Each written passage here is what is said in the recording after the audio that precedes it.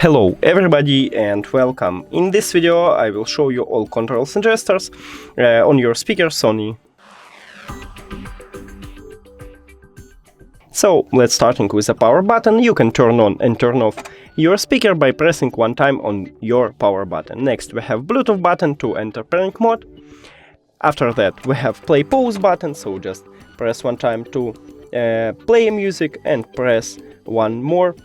If the song is playing, you can just press one time and pause the song.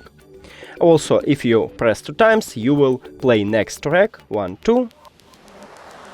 And if you press three times, you will play previous track, 1, 2, 3. Cool. Next one, we have plus and minus button is to increase and lower the volume. So just press on the plus button or press and hold, and you will increase the volume.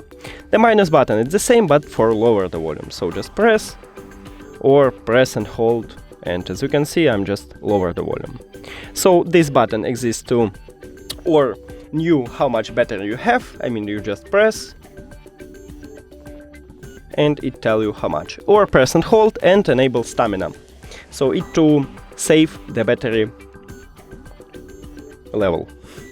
And the last one is to mute and unmute the microphone. So just press one time to mute it and press again to unmute.